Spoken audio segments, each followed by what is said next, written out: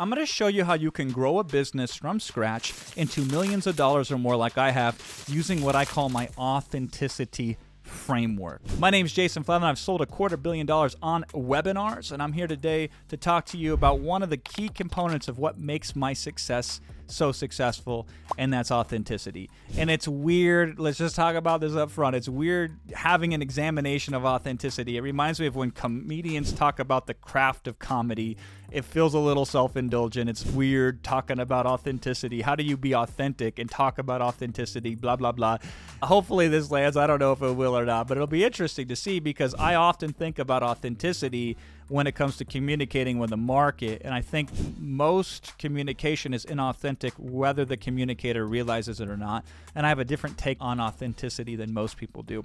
Because what I've observed when most people talk about authenticity, it sounds good, but you're all dressed up with nowhere to go. It's a good idea, but it's too ethereal. How do we sink our teeth into it? How can we deploy it and make it useful and synergistically help somebody and profit and grow our own businesses? So I'm going to give you the framework of when I'm thinking authenticity, how I'm applying it. Now, just full disclosure, I work backwards. I've always just operated ever since I can remember from this perspective. And it was only after many years of wondering why people that I would coach and consult and even my competition, why they don't do the things that I do. Because to me, it seemed like it was obvious and it seemed like it was proven my approach typically yielded better results and it seemed easier. So I worked backwards from it and I defined certain things that I noticed were different that I did that allowed me to outsell the competition and, sell them millions and millions of dollars more in the same sales environment, selling the exact same thing than everybody else. And so I've identified these components that we now think about in terms of authenticity specifically as a leverage point to grow a business. First thing, though, is this. You have to realize you can be a lot more of you than you think. So this is the foundation of authenticity. Oftentimes, when entrepreneurs or business people go to a market, they censor so much of themselves because they believe, well, if I'm a leader or if I'm a professional, I must look this certain way or I must act that certain way. And so they block most of who they are, which is a tragedy because who you are is your most unique mechanism to connect and communicate with an audience. Here's the other issue with the censorship of the self, of being less of who you are than you should be, is how are you supposed to have your customers open up to you if you don't first open up to them? So I've given talks. Sometimes I've trained for 2 or 3 or 4 hours in front of live audiences, dropping some of the technical sweet sciences of positioning and of webinars and of building funnels and so on and so forth. But I'll casually mention something like how I grew up in an environment where my mom was like a hoarder for a period of time. And the hoarding got so bad that you couldn't move from one room to another without almost swimming through the junk that was all over the floor. I actually told the story specifically about one time I got mad. I was like 15, so I stole my mom's alcohol, got drunk off it, got smashed. I wore glasses at the time, and I fell down on my way to the bedroom, lost my glasses, woke up in the morning, hung over, and I couldn't find my glasses because they were amidst this pile of junk somewhere on the floor, and it took several hours to find them. I barely mentioned that story one time in a multi-hour training. But at the end of the training, when people were coming up and talking to me, more people referenced that story than any technique that I taught. And I thought, that's interesting. And they connected with me more because they could relate to that easier than they could relate to me talking about a $25 million campaign. And I think that for most of us, if we can weave in some of the personal story or experience, it lands so much stronger because then it tells somebody, I'm more like you than I'm not like you, but even more important, it gives context. My insights in part come from these experiences that I've had. But if you put yourself out there more to the market, then the market is going to respond in kind. They're willing now to put themselves back out to you more. And if they give you more, there's more you can do to help that person. So what have you not been saying that you should say? That's a big question to have an answer to. Here's the second component of the authenticity framework is break the fourth wall more often. So the fourth wall is in acting where somebody would turn to the audience and kind of give them the inside scoop. So instead of pretending the audience isn't there during a play or during a movie, you turn there and you actually talk to the audience. I think Deadpool is a good example of breaking the fourth wall. So in marketing, I'm marketing to an audience to try to teach them how to do marketing. So sometimes I will reveal the inner workings of the marketing. I'll say, this is a technique that's been taught to be used upon you in order for you to do this, whether you like it or not. So instead of not pretending it's a magic trick, I show them how the magic trick is done, especially on things that I disagree with that I think are predatory in the market. In any market, leadership is going to have predatory tactics. That's just how it breaks down. People in power tend to exploit power. And so I think a very good advantage that I have is I'm able to be successful without this exploitation of power. I don't like doing it. It feels uncomfortable to me, much less the ethical considerations aside. But because I don't do it, I can call it out when other people do it. And I can break down the shenanigans that exist in any industry that you're in. Breaking down the shenanigans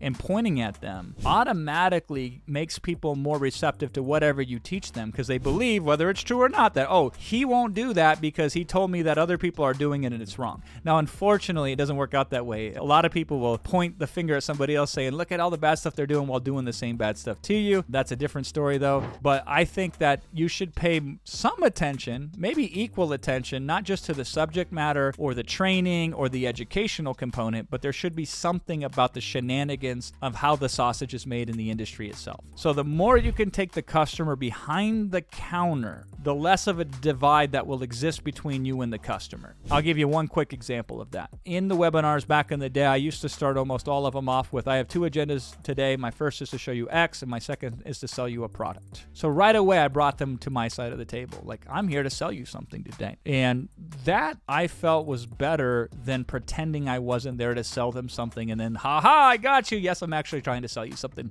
later on that a lot of people do. As if people give out of the goodness of their heart purely. Like, I'm going to put 40 hours into creating a webinar to teach you something and not expect anything in return, to pretend that that doesn't exist. I think that's really silly. Oftentimes we talk about in our market how you can manufacture celebrity and credibility whether it exists or not. If you sell one copy in a different country of a really cheap book that you had ChatGPT create, you could claim that you are now an international author. You're an international speaker if you've spoken to any audience that is not in your homeland. If you pick the most obscure category on Amazon to sell a book, and you could even say you're an international best-selling author, and it sounds better than it is. And so what are the shenanigans in your market that you don't do, that other people do, that consumers would love to know, would love to be brought behind the counter, so now you're on the same side together, that you can break down? The other component of authenticity is the reality that it's your business, so you can decide the rules. I was just on a call with our Driven Mastermind, a $25,000 per year mastermind with people making 7 figures or more per year in their business.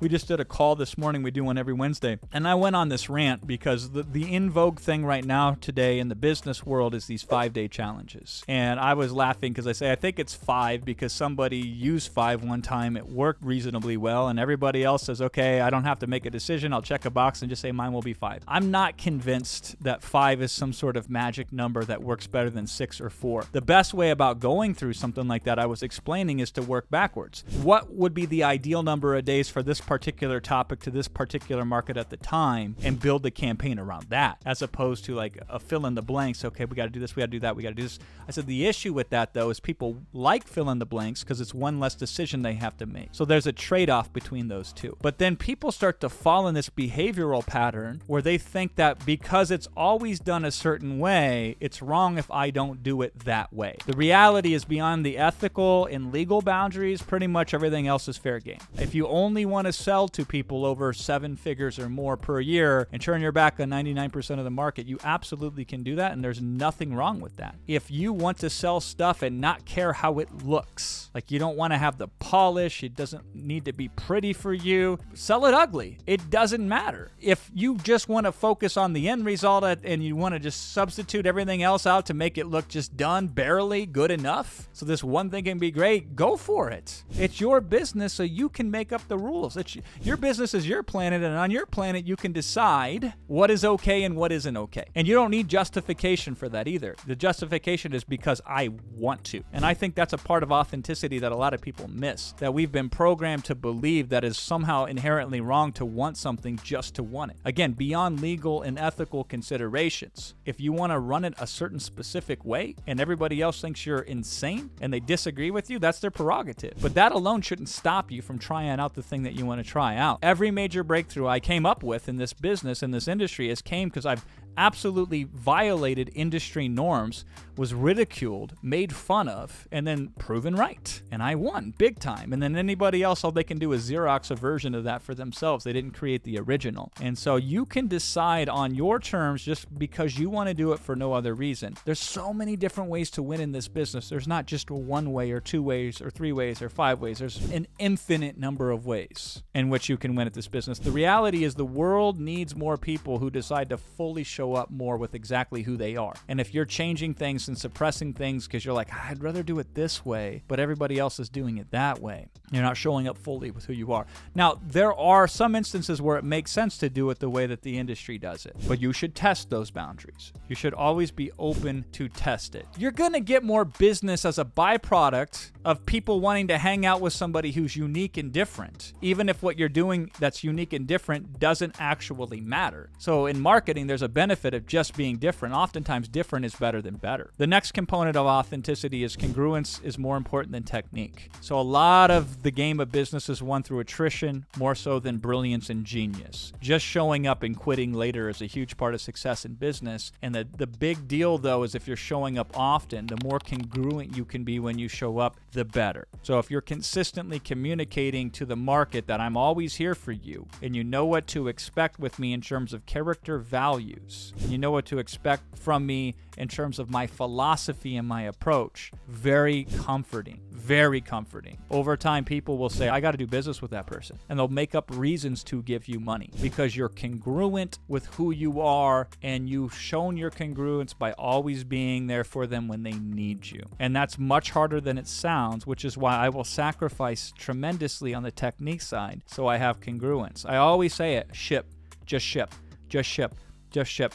I have a million things I want to do with this YouTube channel. I have all sorts of delusions of grandeur of what I actually am capable of doing, giving my limited time set these days and my reprioritizations of values. So business now comes second to family. Family comes first. It was the other way for a long period of time. And so I say, no matter what, I know I could do this. And if I focused on this, I could improve this over here and I could make this better over here. But I show up, and hopefully you see that. And I think over a 10-year period of time of the congruence of showing up and working based on what I know to be true and putting it out there, not on a trend, and not on what YouTube says is hot right now, and not on this thing that will superficially get some clicks but maybe doesn't have much tail to it, right? I think that congruence is going to pay off. The marketplace will be impressed with you, unlike others, when you keep coming back with the same set of values and beliefs. This is how super polarizing individuals who you're like, God, how does anybody even follow them, continue to gain momentum? Because regardless of how simplistic their stances are, they're a broken record with them. They are very congruent with them. And so even if their technique is very,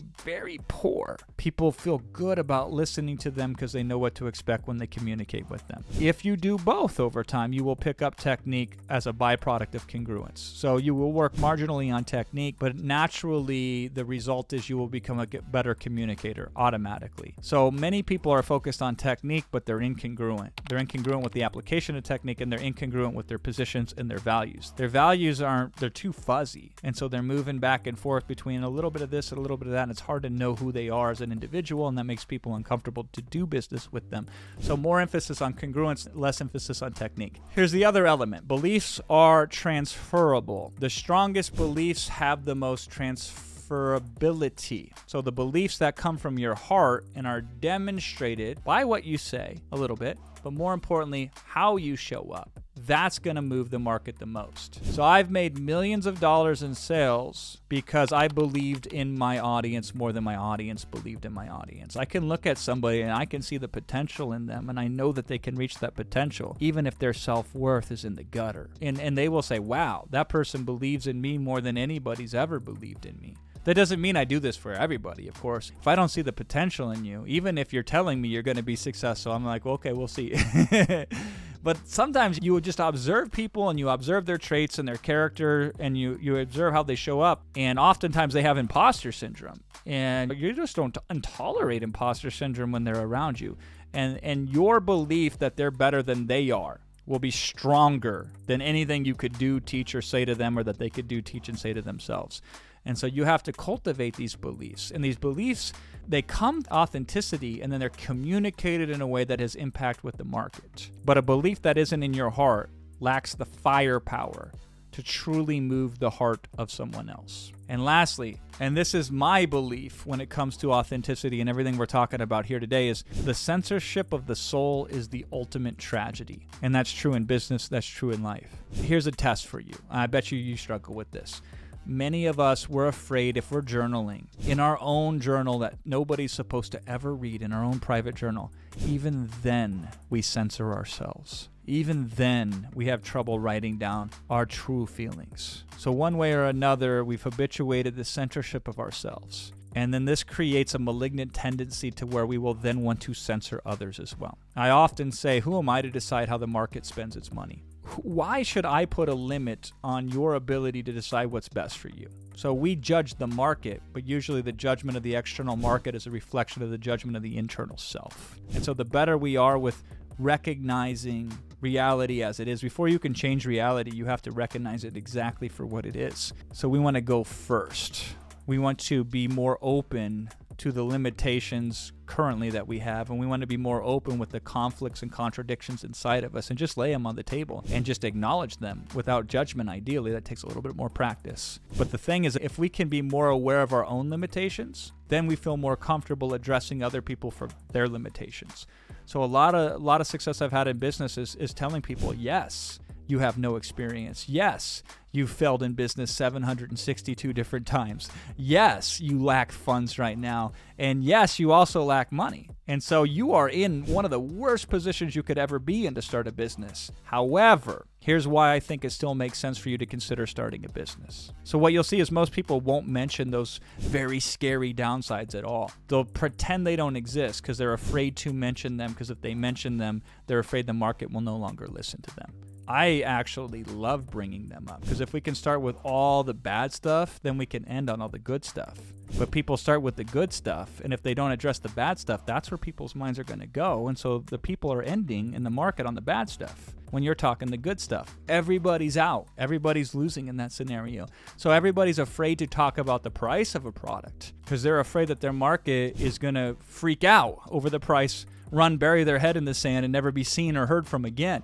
I believe that the price is a significant hurdle. It's better to address it and say, yes, this is a higher price than what you're probably used to spending. Yes, you're going to feel uncomfortable, even consider the idea of investing this much money. But let's figure out if it makes sense or not. Because what I've discovered is if it's worth doing even if it's hard. And if it's not worth doing, it doesn't matter how easy it is. And I've only been able to comfortably come up with this kind of communication because I've sat down and very openly examined without judgment my own flaws and my own limitations. And if I can do that for myself and be authentic with who I am, then I can then show up and do that for the market as well. So the bottom line is, if you want to do something and it falls within those legal and ethical boundaries, then you should do it and say, why do you want to do that? Well, because I do. And then have as much of you show up to as many interactions as possible. And even if you don't have the technique, you will have the congruence.